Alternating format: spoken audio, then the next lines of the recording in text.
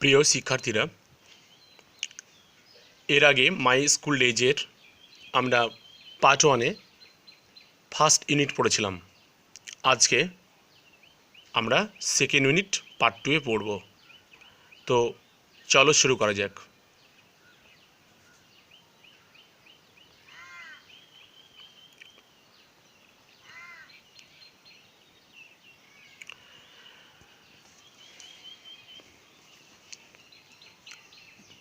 There were quite number of good teachers in our school.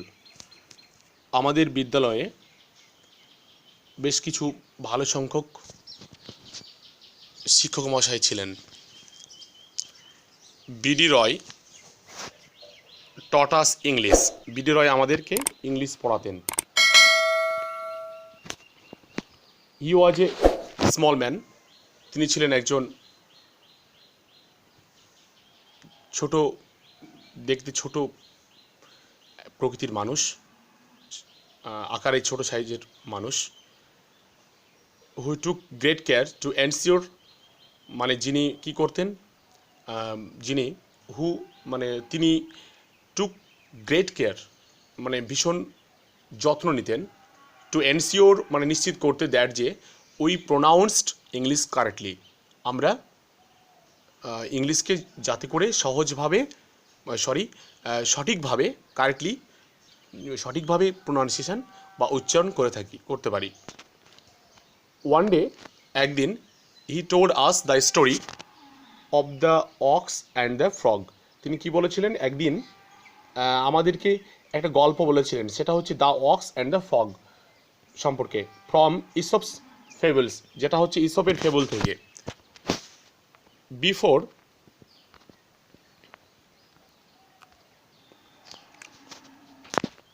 Before telling us the story, he taught us how the pronunciation of the defense. তিনি আমাদেরকে শিখিয়েছিলেন কিভাবে দিয়ের pronunciation বা উচ্চারণটা কী হয় depend করে, ঠিক আছে, সেটা আমাদেরকে শিখিয়েছেন। On whether the following word begins with a vowel or consonant sound. Consonant actually মানে ভাওয়েলের আগে বা কনসোনেন্টের আগে দা বসলে তার উচ্চারণটা যে সঠিক প্রনাউন্সিয়েশনটা কী হবে, উচ্চারণটা কী হবে, উচ্চারণ রীতিটা কী হবে, সেটা তিনি শিখিয়েছিলেন। যেমন ধরো, আমরা জানি যে যদি কোনো ওয়ার্ডের আগে দি বসে, সেই ওয়ার্ডটা যদি ভাওয়েল হয় তাহলে টিএইচই, ওটা হচ্ছে দি হবে। আবার কখনো দিয়ের টিএইচই দা হয়। এবার দা উচ্চারণটা কখন হয়, যদি সেটা কনসোনেন্ট ওয়ার্ডটা হয়, ঠিক আছে। যেমন যদি বলি বয়, তাহলে হবে দা বয়, কেননা বয়টার বি কনসোনেন্ট। সেম একইভাবে যদি বলি যে অ্যাপেল, তাহলে APPLE অ্যাপেল, তাহলে অ্যাপেল বানানোর আগে কিন্তু টিএইচই লিখলে ওটা দি উচ্চারণ হবে। তাহলে বয়ের ক্ষেত্রে দা বয়, আর অ্যাপেলের ক্ষেত্রে দি অ্যাপেল। তার মানে এখানে কনসোনেন্ট সাউন্ড এবং ভাওয়েল সাউন্ডের উপর ডিপেন্ড করছে। ভাওয়েল সাউন্ড হলে কি হচ্ছে, দি উচ্চারণ হবে কোনো ওয়ার্ডের শুরুতে যদি ভাওয়েল সাউন্ড থাকে, এবং কোনো ওয়ার্ডের শুরুতে যদি কনসোনেন্ট সাউন্ড হয় বা কনসোনেন্ট থাকছে, তাহলে সেক্ষেত্রে উচ্চারণ হচ্ছে দা। এইটাই তিনি শেখানোর কথা বলছিলেন।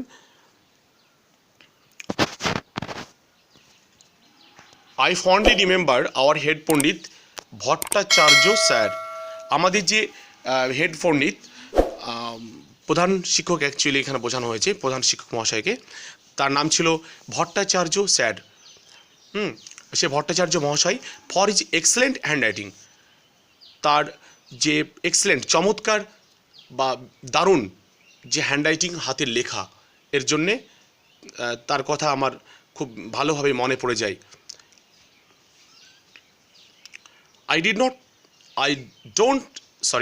I don't think anybody else could write Bengali. Bengali লিখতে পারে মোর বিউটিফুলি অন দ্য ব্ল্যাকবোর্ড। ব্ল্যাকবোর্ডের ওপরে এত সুন্দর করে কেউ লিখতে পারে।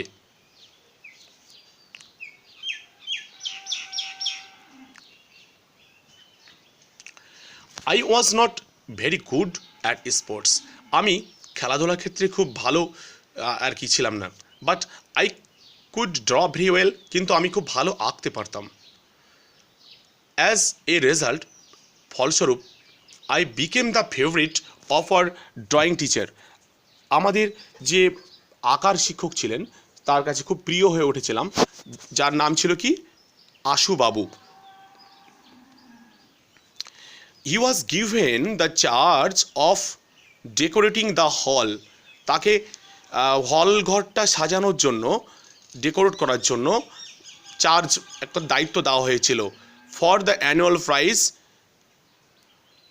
অ্যানুয়াল প্রাইজ ডিস্ট্রিবিউশন সিরেমনি, যে বার্ষিক যে পুরস্কার বিতরণী সিরেমনি, দ্যাট মিনস অনুষ্ঠান, সেটা করবার জন্য যে হল ঘরটাকে সাজানোর জন্যে আশুবাবুকে দায়িত্ব দেওয়া হয়েছিল।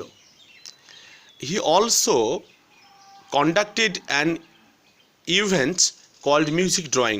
তিনি একটা নিজেকেও একটা মানে একটা প্রোগ্রাম, মানে ইভেন্ট, মানে অনুষ্ঠান বা একটা কি বলবো ইভেন্ট তিনি রেখেছিলেন, সেটার নাম হচ্ছে মিউজিক ড্রয়িং। বেশ খুব মজার।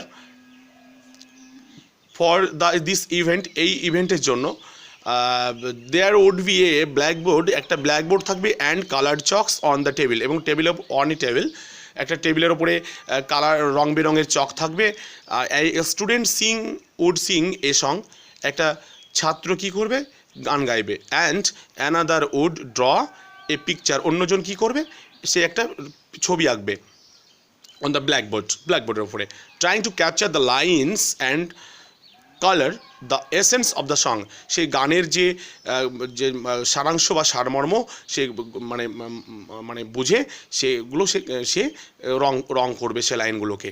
হ্যাঁ, ইন দিস ওয়ে, এইভাবে, through many such happy and memorable episodes, মানে অনেক স্মরণীয় এ ধরনের মানে খুব আনন্দময় এবং হচ্ছে স্মরণীয় যে সমস্ত ঘটনাগুলো, এপিসোডগুলো, I spent 6 years of my school life, আমি আমার স্কুল লাইফে 6 বছর ধরে আমি কি করেছিলাম, সেগুলো কাটিয়েছিলাম।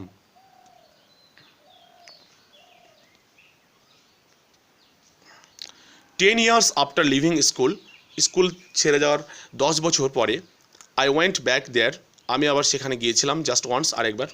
Probably to attend a reunion of ex students. Reunion, that means পুনর্মিলন, অফ এক্স স্টুডেন্টস, মানে প্রাক্তন ছাত্রছাত্রীদের সেই পুনর্মিলনে অনুষ্ঠানে আমি সেখানে যোগদান করেছিলাম। As I entered the hall, I noted with surprise, আমি যখন ঘরের মধ্যে প্রবেশ করলাম, হল ঘরে, বড় হল ঘরটিতে, আই নোটেড উইথ সারপ্রাইজ, আমি কি দেখলাম, খুব বিস্মিত হয়ে গেলাম। That I could not recognise it, আমি এটাকে কি করতে পারছি না, চিনতে পারলাম না। The hall which had seemed enormous earlier, enormous that means মানে হিউজ, মানে অনেক গ্রেট, মানে অনেক বড় ধরনের, সে আগের থেকে সেটা মনে হলো যে বড় হয়ে গেছে।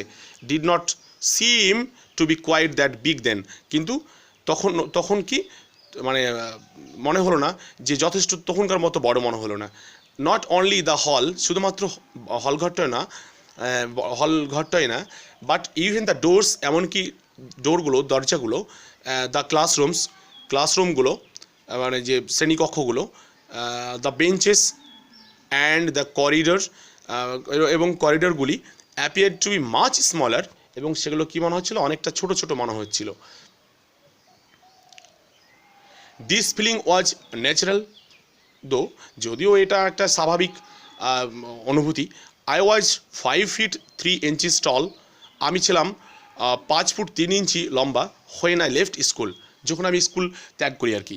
অ্যান্ড নাও, কিন্তু এবং এখন, I have grown to about 6.5 feet, এবং এখন আমি বড় হয়ে এখন 6 feet, 6.5 feet, 6.5 feet, that means 6.5 feet, 6.5 feet হয়ে গেছি প্রায়। I have grown a lot in, আমি অনেকটা মানে বেড়ে গেছি ইন অল দিজ ইয়ার্স, এই বছরগুলিতে। But my school has not, কিন্তু আমার স্কুলটা এখনও অবধি বেড়ে ওঠেনি আমার মতো, এটাই বলতে চাইছি। আমি বড় হয়ে গেছি কিন্তু আমার স্কুলটা বড় হয়নি, তেমনটাই আছে। I have never gone back to my school since then, R I have never gone, আমি কখনোই যাইনি ব্যাক, আমি কখনোই ফিরে স্কুলে যাইনি, টু মাই স্কুল, আমার স্কুলে কখনোই, আমার সেই বিদ্যালয়ে আমি কখনোই যাইনি, সিন্স দেন, তখন থেকে আর। It is indeed a pleasure, এটা সত্যি সত্যি একটা আনন্দের বিষয় টু লুক ব্যাক, মানে ফিরে দেখা, and relive the first moments of joy, মানে অতীতের যে মুহূর্তগুলো আছে তার যে আনন্দের যে বিষয়গুলোকে স্মৃতিচারণ করা, রিলাইভ করা, সেটা হচ্ছে সত্যিকারই খুব একটা আনন্দের বিষয়। তো এই হচ্ছে আমাদের আজকের টেক্সট, মাই স্কুল ডেজ আমরা পড়লাম। এখানে বেশ কিছু তোমরা দেখতে পাচ্ছ যে ওয়ার্ড ট্রুপ আছে, এখান থেকে তোমরা প্রোনাউন্সড যেমন আটার্ড মানে উচ্চারিত বা উচ্চারণ করা হয়েছিল এরকম ভার্ব হলে অ্যাডজেক্টিভ হিসাবে উচ্চারিত বলবো। এক্সেলেন্ট, এক্সট্রিমলি গুড মানে ভীষণভাবে ভালো আর কি, চমৎকার বা দারুণ। Favourite, one who is loved the most মানে প্রিয় আর কি, যে সবচেয়ে যেটা বেশি ভালোবাসি আর কি, সেটা প্রিয়ই বোঝায়। রিকগনাইজ মানে আইডেন্টিফাই করা, টু লোকেট অ্যান্ড আইডেন্টিফাই শনাক্ত করতে পারা বা চিহ্নিত করতে পারা। এনারমাউস দ্যাট মিনস হচ্ছে হিউজ। এই ছিল মোটামুটি ওয়ার্ড্রোব। তো এগুলো ভালো করে পড়ো। আর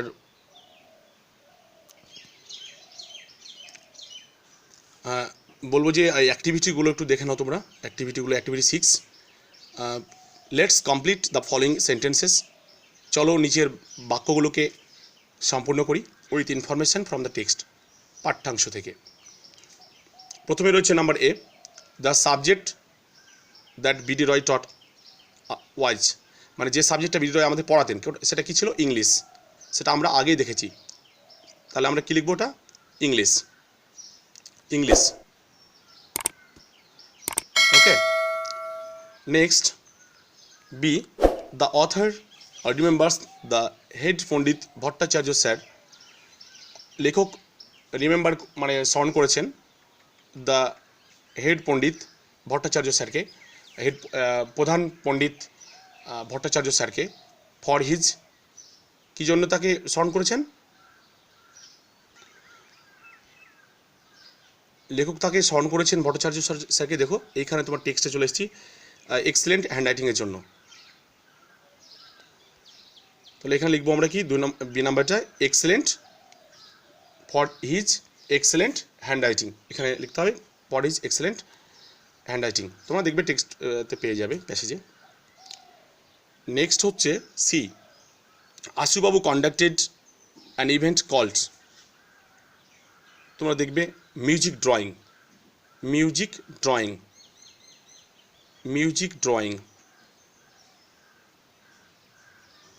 এই তো পেয়ে গেছি, মিউজিক ড্রয়িং, আশুবাবুর যেটা মিউজিক ড্রয়িং, তাহলে ওখানে লিখে দিতে হবে কি music drawing. Number D, the time span of author's school life was, এবার পরপর দেখে নিও, সহজ আছে, কঠিন তেমন কিছু নয়। নাম্বার ই, সেম একইভাবে দেখে নিও, সহজ আছে। অ্যাক্টিভিটি 7 দেখো এবার। অ্যাক্টিভিটি 7 বলছে let's answer the following questions, নিচের প্রশ্নগুলির উত্তর দাও। Number A, how did B D Roy teach the pronunciation of the or the, the এবং দি এর কীভাবে তিনি মানে প্রোনাউন্সিয়েশন করতেন, উচ্চারণ করতেন। তাহলে তোমাকে এখানে লিখতে হবে যে এটা পাস্ট টেন্সে কোশ্চেন করেছে, তাহলে কীভাবে তিনি উচ্চারণ করতেন। তো বিডি রয়, ডিড থাকলে কী হবে? টিচটা টট হয়ে যাবে, টিচ টট মানে ভার্বের পাস্ট প্রেজেন্ট ফর্ম থাকে, ডিড যদি থাকে তাহলে সেক্ষেত্রে সাবজেক্ট পরে সেটা বেস ফর্ম থাকে, টিচটা বেস ফর্মে আছে, তার মানে ডিড উঠে যাবে কোশ্চেন অ্যান্সার লেখার সময়, কোশ্চেনের ক্ষেত্রে ডিড আনা হয়, তো সেক্ষেত্রে টিচটা টট হয়ে যাবে। তাহলে আমরা সাবজেক্ট ভার্ব অবজেক্ট আনসার লেখার সময় সাজাই এবং তারপরে অ্যান্সার পার্ট শেষে ফুল স্টপ। তো সেম একইভাবে তোমাদের এর আগে আমি আলোচনা করেছি। তো এখানে প্রথমে কী লিখবো? বিডি রয় টিচ থেকে taught, B D Roy taught the pronunciation of the লিখে দেখো এই অ্যান্সারটা এটা হবে, ওই দায়ের অ্যান্সারটা depends on whether the following word begins with a vowel or a consonant. Okay, বুঝে গেল? তো এইটুকু লিখলে হয়ে গেল, ব্যাস।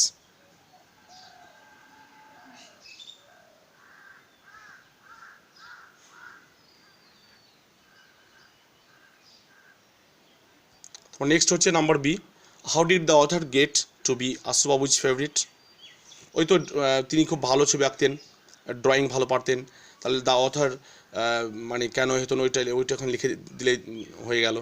হ্যাঁ, যে এই অ্যান্সারটা লিখে দিলে হয়ে গেল।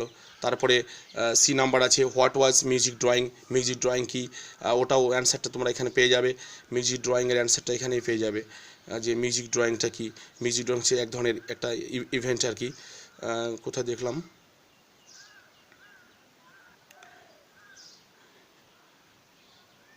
মিউজিক ড্রয়িং হচ্ছে একটা অ্যান ইভেন্ট যেটা, হ্যাঁ, সেটা কী হবে যে there would be a blackboard on colour chalks, a student would sing a song and another would draw a picture on the blackboard trying to capture the lines and colour sense. একদম এখান থেকে এখান থেকে এতটা লিখতে হবে। একটু বড় অ্যান্সারটা হবে আর কি, ব্যাস।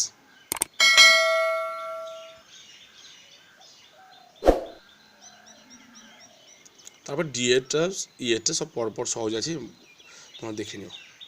তো ধন্যবাদ, আজকে এ পর্যন্তই। আবার পরে নেক্সট ভিডিওতে কথা হবে।